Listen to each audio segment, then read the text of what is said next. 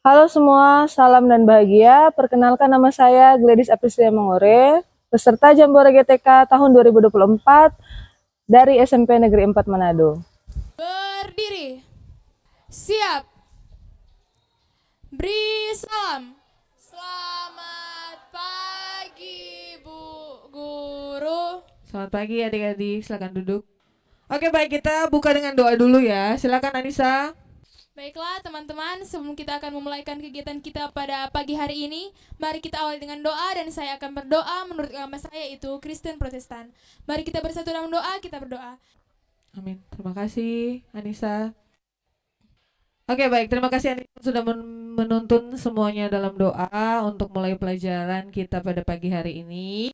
Dan sekarang Ibu mau bertanya, sudah siap mulai pelajaran? Sudah? Semangat? Ibu mau cek dulu semangatnya. Tepuk 1. Masih ingat? Tepuk 1 sampai tepuk berapa ya? 5. Oke. Tepuk 1. Tepuk 2. Tepuk 3. Tepuk 4. Oke. Kita akan mulaikan pembelajaran kita pada hari ini. Dan untuk informatika, hari ini kita akan lanjut belajar materi yang ada di depan. Bisa dibaca? Sebut sama-sama dengan Ibu. Apa? Computational thinking. Apa sih itu? Sama gimana cara belajarnya nanti kita akan dalami sebentar. Lanjut ya. Sebelumnya Ibu mau sampaikan ada 5 poin kegiatan kita pada hari ini. Di kegiatan pertama kita akan bikin kesepakatan kelas dulu. Kesepakatan kelas yang kita akan sepakati. Kesepakatan kelas nanya Ibu bagi 2 bagian. Yang boleh dilakukan sama yang tidak boleh dilakukan. Yang kedua kita akan diagnostik tes. Diagnostik tes Ibu akan gunakan platform Quizzes. Kita diagnostik tes di kegiatan yang kedua, lalu kegiatan ketiga ada penjelasan. 3 dan 4 itu ada activity, ada penjelasan singkat tentang CS Unplug.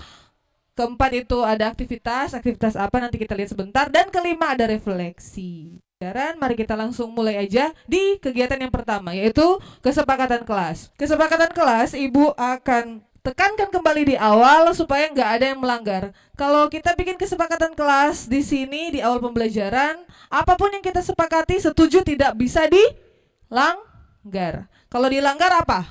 Akan dapat sesuatu yang melanggar aturan, kita dihukum. Sepakat ya? Kalau ada yang melanggar berarti kita akan dapat hukuman. Sekarang kita pakai quizzes langsung aja. Kita diagnostik tes kira-kira 10 sampai 15 menit. Nanti kodenya kita lihat di sini. 15 orang, kita mulai sekarang untuk quizzes. Sekarang setelah diagnostik tes kita udah berpindah di kegiatan yang ketiga. Kegiatan yang ketiga, ada yang ingat tadi kegiatan 3 apa? Penjelasan tentang Computer Science Unplugged. Tetapi sekarang di kegiatan yang ketiga kita nggak pakai lagi laptop. Jadi Ibu minta adik-adik silakan tutup laptopnya sekarang. Di kegiatan 2 Ibu masih pakai laptop, di kegiatan 3 ke atas kita nggak pakai laptop lagi. Kenapa? Karena kita akan lanjut di pembelajaran kita. Kalau di computational thinking kita akan belajar komputer yang nggak menggunakan komputer. Kalian akan dibagi kelompok, 3 kelompok berdasarkan warna. Jadi warnanya ada pink, ada hijau, ada orange. Nanti satu kelompok 5 orang. Satu kelompok 5 orang. Dan setelah hasil asesmennya didapat, saya memetakan berdasarkan 3 kategori saja. Kategori yang sudah paham, yang agak paham, dan memang belum paham. Kategori ini saya bagikan berdasarkan warna. Warna yang saya pilih yaitu warna hijau, warna orange, dan warna merah. Oke, kita lanjut. Habis pembagian kelompok kita langsung lanjut materi.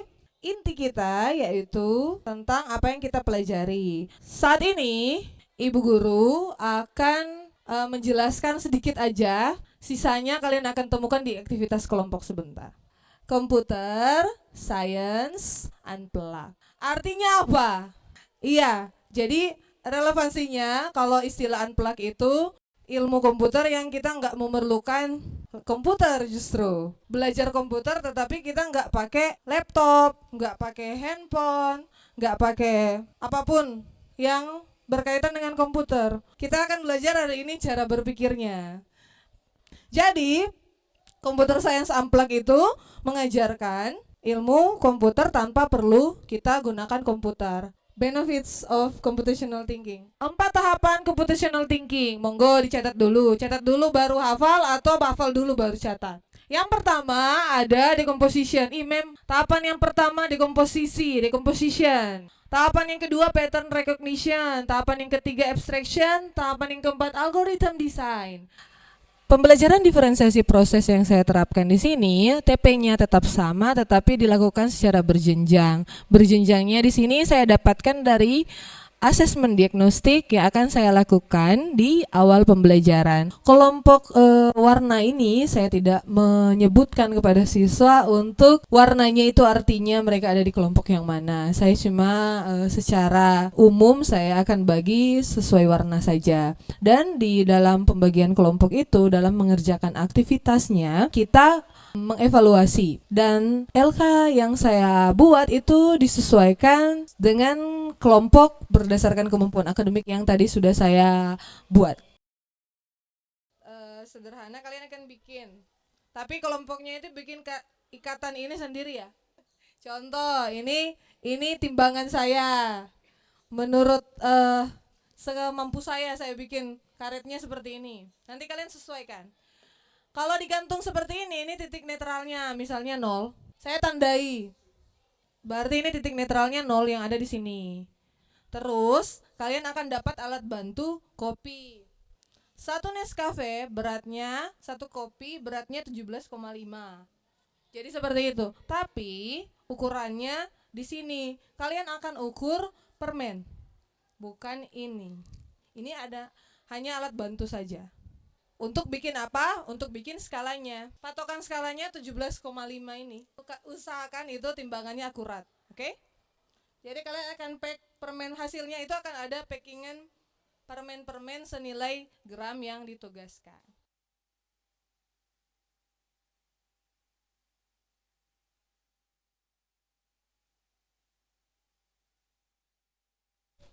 Ingat kolaborasi, poin kolaborasi itu harus kerjasama, nggak ada yang nganggur. Jadi dikasih pembagian tugas, Kartens kasih job Ramdan. Ketika pembelajaran prosesnya itu kita sesuaikan, tentunya TP itu bisa dicapai. Asalkan kita melakukan pengelompokan sesuai kemampuan akademiknya. Pengelompokan itu juga sangat berpengaruh ketika mereka berada dalam kemampuan akademik yang sama. Treatmentnya itu disesuaikan dan mereka bisa mencapai TP yang diharapkan pada pembelajaran yang sudah saya lakukan. Dibuka, lihat pasangannya. Seperti yang kita ketahui bersama, pembelajaran berdiferensiasi, pendekatannya berfokus dalam rangka menyesuaikan metode pengajaran dalam rangka pemenuhan kebutuhan individual masing-masing siswa. Termasuk kali ini, target saya yaitu siswa yang memiliki kesulitan belajar.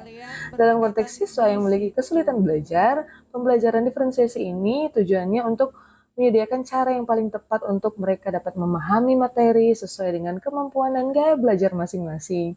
Dalam pembelajaran kali ini, saya sudah melakukan modifikasi konten, di mana saya menyederhanakan materi tanpa mengurangi esensi pembelajaran. Saya juga menggunakan kalimat-kalimat sederhana dan menyediakan materi dalam bentuk visual atau audio yang bisa lebih mudah dipahami.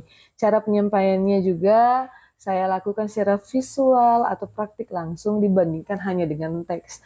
Juga saya lakukan penyesuaian kesempatan belajar untuk bisa siswa yang memiliki kesulitan belajar itu dapat belajar sesuai dengan ritme mereka. Di sini juga tak kalah pentingnya saya maksimalkan project based learning atau pembelajaran berbasis proyek atau praktikum, di mana siswa itu bisa menerapkan materi itu secara relevan dan bisa lebih bermakna. Juga ini secara nggak langsung siswa yang memiliki kesulitan belajar bisa memahami konsep secara abstrak.